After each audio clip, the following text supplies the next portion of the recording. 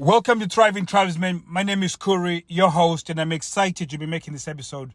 Recently, I've been speaking to different people that are within a sexless relationship because of religious reasons, and it's been very interesting to speak to them about this because it's a lot more difficult to change it, especially if they believe a higher power. By not having sex, they're appeasing a higher power, which means that, and again, if it goes against a core belief. And when I say core belief, it's probably a belief that they've adopted, they grew up with, and especially if that belief is also got shame around it. So, for example, having been into church sometimes, or when I was growing up with my nan, there was a lot of shame associated with sex, and people would put shame towards it. So you grew up with this stigma against sex, but although you would get into a situation where when you're in a relationship or within the church, you would meet somebody and then you want to have sex with them.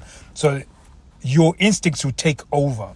And with many of these guys, I've been asking them, initially when you got married, was the sex off the table when you got married, or was it good in the beginning and then it tailed off in the end? And usually people, when they say I don't have sex or they become low libido, from my personal experience speaking to different people, they use I'll just say, call it a widget as an excuse. So for example, I feel sick or I feel pain or religious reasons.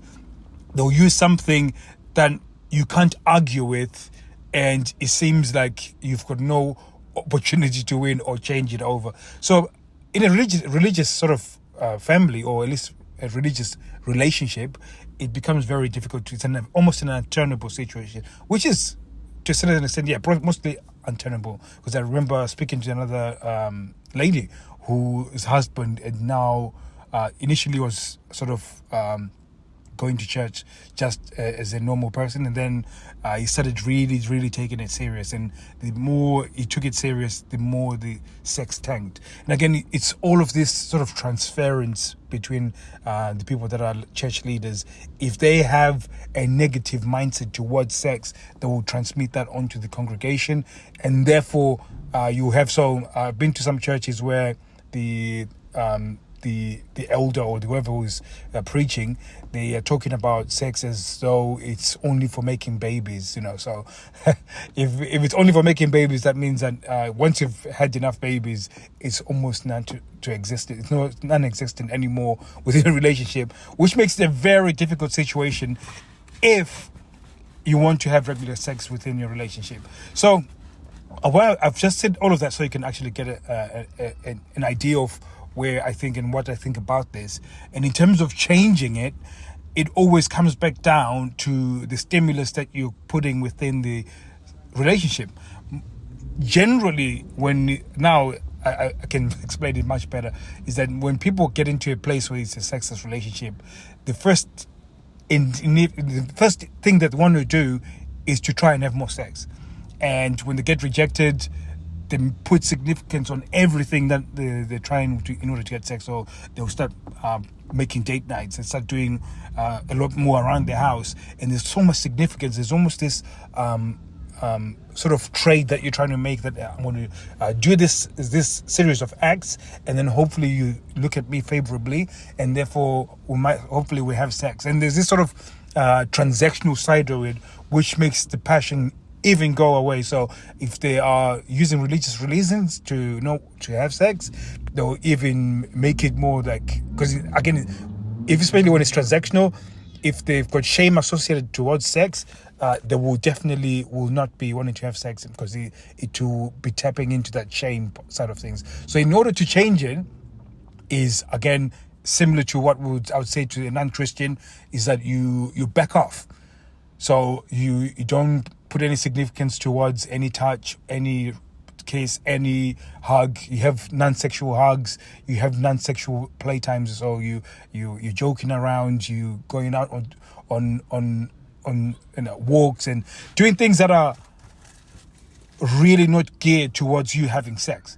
When you can do that and you remove that pressure, what will happen is that they will start getting into themselves and then start considering themselves. And again, a lot of it is just really changing their state, because their state around sex, the moment they sense sex going up, the gut goes up, and then therefore it's almost like an untenable situation, especially that you introduce sex and then all of a sudden they're thinking about God. It's a very, very hard situation to turn. So if you are within that relationship, yes, there's one thing that you could do, which is what we call pacing and leading, is that you, whenever they put their guard up, you meet them where their guard is up. So if it means that they're attentive, or I don't know, whatever they're feeling, you try and match their state, and then you go from there. Especially if, again, most guys, they beg for sex, or they try and talk their way into having sex, which is even just as bad as, so it's more about really trying to figure out what the issues is. Again, if it's God, it's something that you can say it's better off. I know most guys, they don't want to split up, they don't want to cause divorce, they don't want, but I think it's something that you probably would have to speak to your church leaders about and see where they stand with it, because sometimes it's just like miscommunication. If your church leaders think there's shame associated with sex and that you shouldn't be having it, I think then it's probably one of those choices, whether you take a divorce and then you go and live your life happy, or you really get a full description, because the lady or man would be taking the scriptures from the wrong place. We all interpret the Bible differently. That's why you've got so many denominations, and sometimes that shame associated to sex comes into play, and it's just probably a miscommunication with the Bible.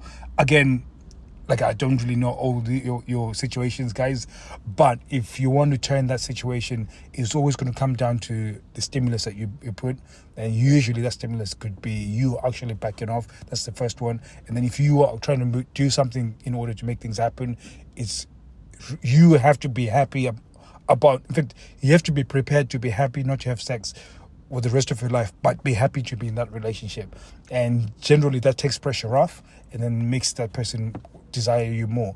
And there's a few things that you can do in order to really amplify that. So we can talk about that within the Facebook group. You can come into the Facebook group and I can help you with that, and we can talk more about it, because I think part of it is that I'm based off the conversations I have, I've got limited conversations, but from what I've said, it's quite similar to what I've said.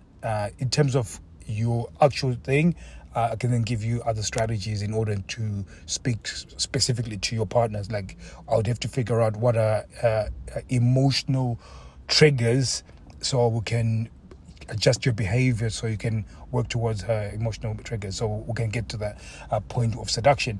So which is a little bit different. So thank you very much for listening, guys, and hopefully that was something that was informative, that I needed to make that, because there's at least 4 people I've spoken to recently that are in a sexless relationship because of religious reasons, and I thought you've been interested to talk about that. And I'll probably be making 3 or 4 other episodes in the future as I get to know more and figure out how to actually help you guys. So thank you very much. I'll be speaking to you soon. Take care.